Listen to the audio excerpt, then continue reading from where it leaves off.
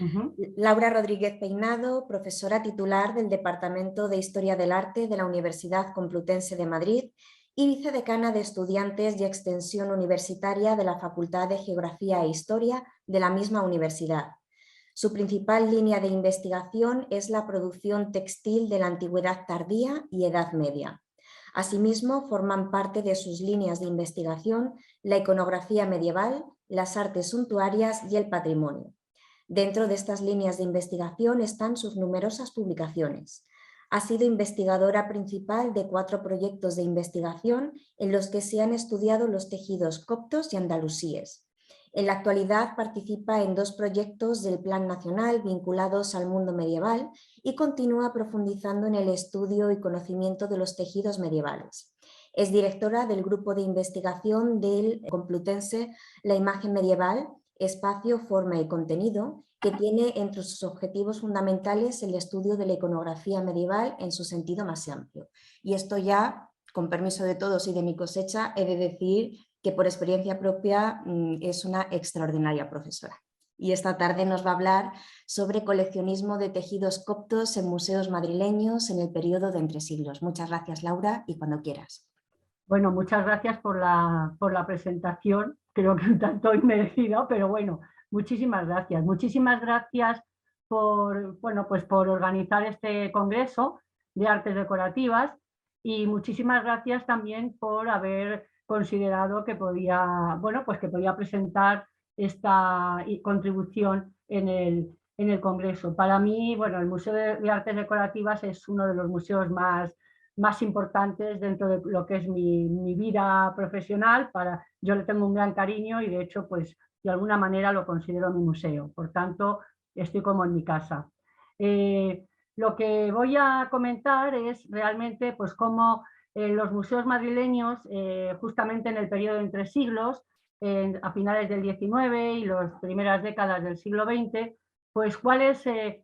cómo se interesan o de qué forma se van interesando por esta producción textil que se está poniendo pues, de gran moda en toda Europa. Y bueno, pues hay algunos tópicos de los cuales no voy a poder hablar porque el tiempo del que disponemos pues, es el que hay y bueno, pues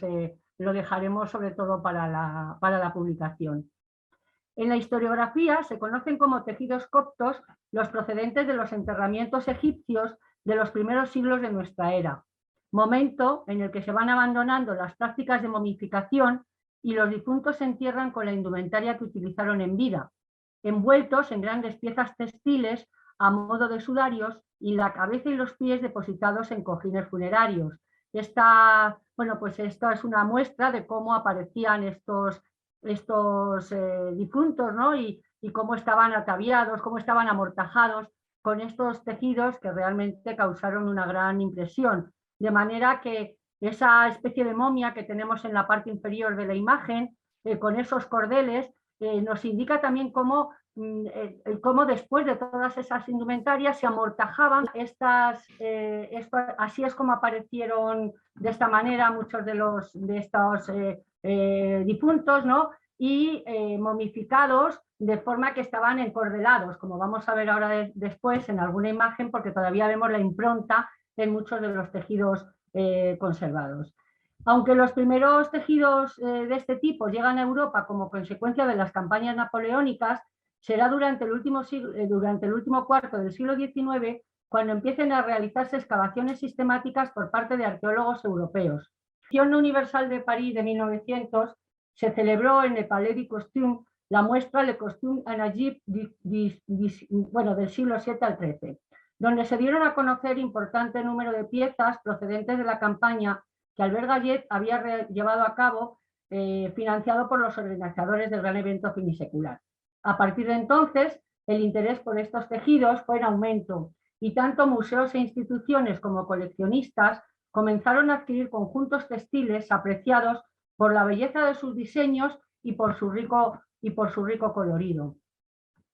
En el mercado del arte que se generó, provocó la fragmentación de muchos tejidos para obtener mayor rentabilidad, apreciándose generalmente las partes ornamentadas y desechándose a menudo las telas en decorar. Su fraccionamiento ha impedido las más de las veces conocer el tipo de tejido al que pertenecían y su función. Además, en su comercialización parece que fue habitual omitir la procedencia de las piezas, bien por su desconocimiento o bien para ocultar extracciones fraudulentas, lo que ha supuesto la descontextualización de la mayoría de los conjuntos, dificultando por consiguiente su estudio. En esta imagen podemos ver, bueno, pues distintos tipos de decoración y en esa imagen central superior, esa especie como de rombeado que se ve, esa especie de guilloqueado, no es otra cosa que la impronta que han dejado esos cordones que permitían pues, amortajar con este tejido al difunto. Y en ese caso, muchos de estos tejidos, como ocurre en este caso, posiblemente eran grandes cortinajes, grandes colchas y siempre tejidos que eran reutilizados, lo cual nos ha permitido de alguna manera pues, conocer, bueno, o poder intuir cuáles eran las funciones que estos tejidos tenían en su momento.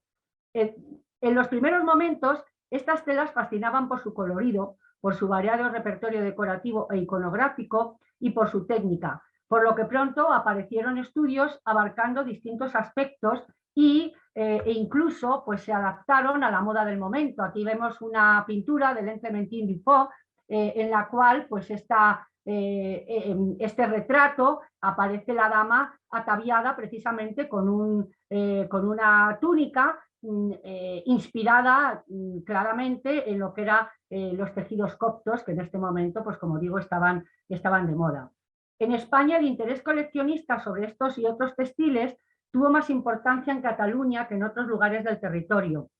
quizá por el auge de su industria textil, por lo que muchos de los empresarios textiles fueron importantes coleccionistas y en algunos casos sus colecciones fueron el germen de museos textiles, como es el caso del Museo Textil Biosca, actualmente el Centro de Documentación y Museo Textil de Tarrasa. En el caso de Madrid, el perfil de los coleccionistas es algo distinto. Por un lado, nos encontramos con aristócratas como el conde de las Almenas, Guillermo de Osma, conde de Valencia de Don Juan, el marqués de Cerralbo, todos con una colección miscelánea. O años más tarde, el propio José Lázaro Galdiano, cuya fortuna y la de su esposa les permitió atesorar importantes obras, incluyendo tejidos. Además de ellos, tenemos coleccionistas y marchantes como Anastasio Páramo, Juan Lafora Calatayud y José Weisberger, propietarios de piezas textiles que aparecen en los catálogos de las exposiciones organizadas por la Sociedad de Amigos del Arte.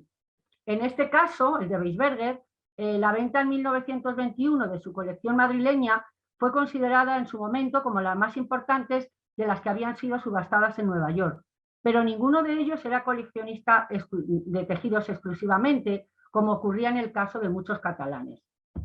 El primer museo madrileño en tener una colección de tejidos coptos fue el Museo Arqueológico Nacional. La colección, compuesta por 47 fragmentos, ingresó en el museo por compra al doctor Bock el día 11 de julio de 1889. El lote se adquirió por un valor de 600 pesetas, según consta en el registro de entrada del museo, y al parecer los tejidos provenían de una necrópolis de la ciudad de Acmin, Panópolis, ciudad del Alto Nilo con una gran tradición textil. Desconocemos el origen y profesión de Bock, aunque por su apellido, no hay que descartar que fuese catalán y conocedor de empresas arqueológicas, de las empresas arqueológicas que se estaban llevando a cabo en ese momento. Los tejidos de esta colección son fragmentos decorados de distintas dimensiones y cuando llegaron al museo se encontraban pegados en cartones de aproximadamente 55 por 34 centímetros, como lo que vemos en la imagen, uno haciendo de base, dos cartones, uno haciendo de base y otro recortado a modo de passepartout, formando un marco por el que se divisaba el tejido, buscando una disposición armoniosa. Al parecer, este tipo de presentación en la que los tejidos se muestran pegados en un soporte de cartón fue bastante corriente, como se puede ver también en la colección del Museo Nacional de Cerámica de Valencia.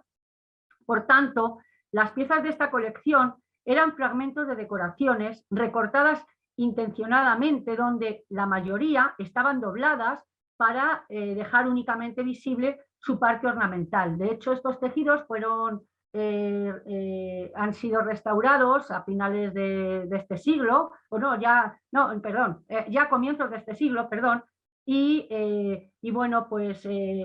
cuando se quitaron de estos montajes, de estos cartones, a los que estaban, como he dicho antes, pegados, pues hemos podido ver en estos reversos cómo habían grandes trozos que estaban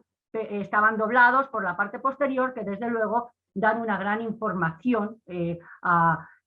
los investigadores que nos dedicamos a estos asuntos, ¿no? Realmente, el Museo Arqueológico Nacional fue la primera institución de España en adquirir una colección de estos tejidos e ingresó a los pocos años de que Gastón Mastegó, director del Servicio de Antigüedades de Egipto, hallara en 1883 en la actual Acmin, en Panópolis, la primera de las necrópolis coptas con tumbas con un ajuar completo que incluía los tejidos usados para amortajar al difunto y su indumentaria. El hecho de encontrar intactos un gran número de cuerpos amortajados y vestidos hizo que este descubrimiento tuviera una gran resonancia, convirtiéndose los tejidos en piezas de los ajuares funerarios más deseadas y codiciadas por coleccionistas y museos. En estos mismos años se empiezan a conformar las colecciones de tejidos coptos de los museos, del Museo de Viena, del South Kensington en ese momento, el actual Victorian Albert, del Hermitage, la Cámara de Comercio de Lyon y sobre todo del Museo del Louvre, entre otros. En 1912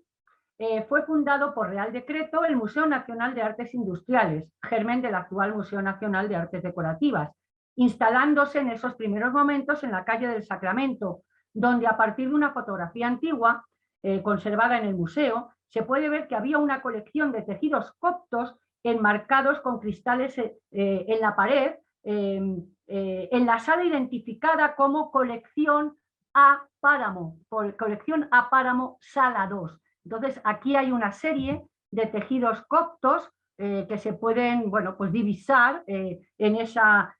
fotografía, que realmente es un testimonio magnífico. A este respecto, hay que decir que en la primera instalación, además de los fondos propios del museo, se exponían piezas de que coleccionistas madrileños cedieron temporalmente en calidad de depósito. Estos coleccionistas eran miembros del patronato del museo, formado por personas de reconocida competencia en el arte industrial en España, entre los que se encontraba Anastasio Páramo, del que ya hemos hablado también al principio, que era coleccionista, pero que sobre todo también era marchante. De Anastasio Páramo hay registro en este patronato hasta el año 1936. En 1915 sabemos que cedió en calidad de préstamo un gran número de objetos de su excelente colección, distribuidos al menos en 2 salas, por eso en esta pone sala 2. Sabemos que al menos había 2 salas dedicadas a Páramo. Siguiendo la costumbre, por otra parte, de coleccionistas extranjeros y con el fin de que sirviera de ejemplo a los españoles. No sabemos hasta cuándo estuvieron expuestos estos tejidos, pero Páramo debió venderlos. No sabemos incluso si se los ofreció al propio museo en venta, pero Páramo debió venderlos porque en la actualidad estos tejidos se conservan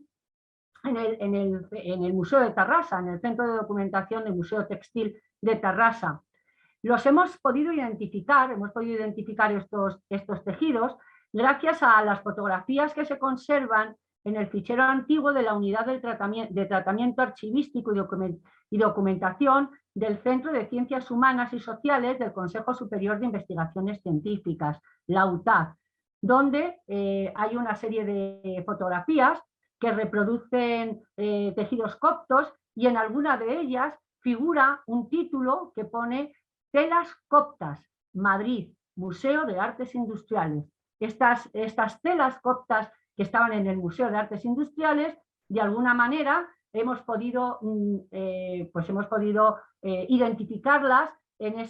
algunas de ellas en esa sala 2 de la colección de Anastasio Páramo, y como digo, actualmente estos tejidos se conservan en el Centro de Documentación y Museo Textil de Tarrasa. He traído simplemente 3 o 4 imágenes en las cuales pues, podemos ver las fotografías que se conservan en la UTAC y cómo los tejidos de Tarrasa, con su número de inventario, se identifican perfectamente. Hemos podido identificar absolutamente todos de esos tejidos, que eran unos 40 y tantos. Aquí estamos viendo, por ejemplo, esto se ve,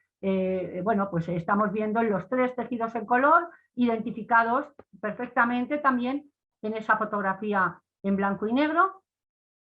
lo mismo que en este caso, o lo mismo que en este orbículo, estos tejidos de composición circular, en el que en este caso también pues, apareció una de las escenas más características, sobre todo de los últimos momentos de la producción, de la producción copta, que es una historia del Antiguo Testamento, la historia de José, que aparece representada en muchas ocasiones. La actual colección, que se conserva en el Museo Nacional de Artes Decorativas, fue adquirida en el año 1960 a las hermanas Blanca y Elena Restat Cortés. No sabemos el precio, pero como digo, la actual colección pertenece a estos momentos, o se adquiere, mejor dicho, en el museo en este momento, en el año 1960. Pero a comienzos de los años 90 del siglo pasado, se encontraron entre los fondos, no sé si lo he pasado bien, se encontraron entre los fondos del museo en una ficha, la ficha 1981, 7 tejidos coptos que se inventariaron entre el número 21.510 y 21.516, donde son pequeños fragmentos que después se restauraron en el Instituto del Patrimonio Cultural de España, como el resto de la colección, por otra parte, y bueno, pues posiblemente pertenecen a los fondos antiguos del museo. No sabemos si pertenecerían a la colección de Anastasio Páramo o serían textiles que llegaron en algún momento y que después pues quedaron entre esos fondos que, como digo, pues se han ido recuperando poco a poco en los últimos años. De hecho, después de estos 7 tejidos se encontraron otros 2, uno de ellos incluso sin inventariar, y todos ellos se supone que pertenecen a los fondos fundacionales, como digo, del museo, y que por tanto estarían dentro de pues de este interés que producen este tipo de objetos a finales del siglo XIX y comienzos del siglo XX. Son las colecciones del Museo Arqueológico Nacional y del Museo Nacional de Artes Decorativas las 2 colecciones más importantes de tejidos coptos conservados en Madrid, entre los museos madrileños, porque en la colección, aparte de estas grandes colecciones, se observa un cierto desinterés por